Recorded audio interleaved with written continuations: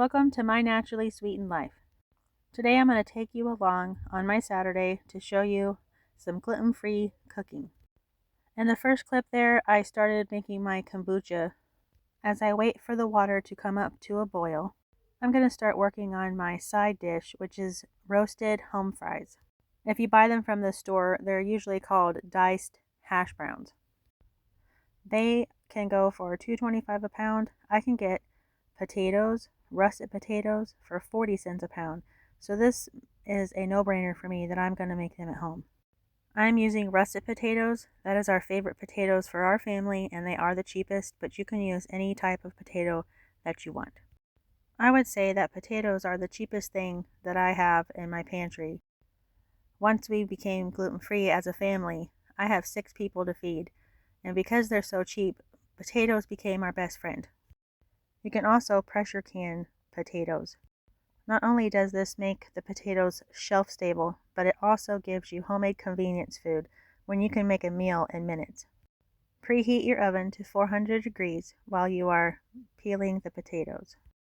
You will also need a baking sheet lined with parchment paper.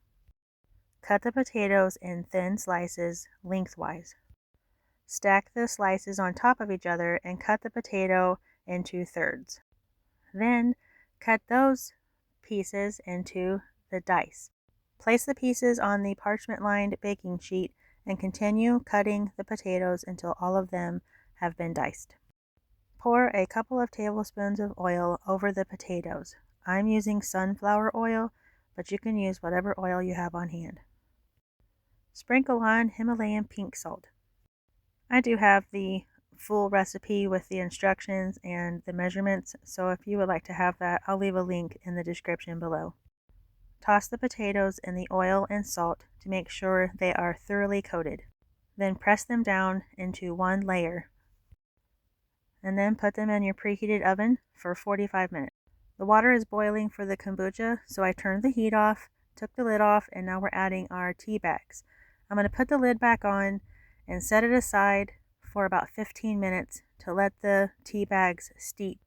After that, we remove the tea bags and put in 2 cups of sugar, and we stir to dissolve, and then set it aside to let it cool completely so that then we can add it to the scobies.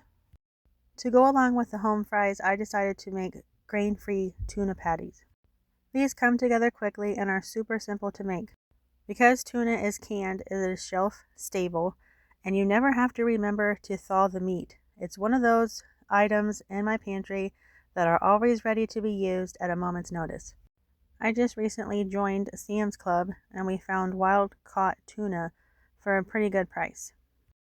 Once I have all of them open, I will drain the water from each can. Scoop the tuna into a mixing bowl. Now add the seasonings: salt, pepper, parsley flakes, garlic powder, onion powder, basic seasonings that you should have in your cabinet. The binder that I like to use for these is almond flour. It's super fine ground and it does not leave any grit in the final product. You don't even know it's there.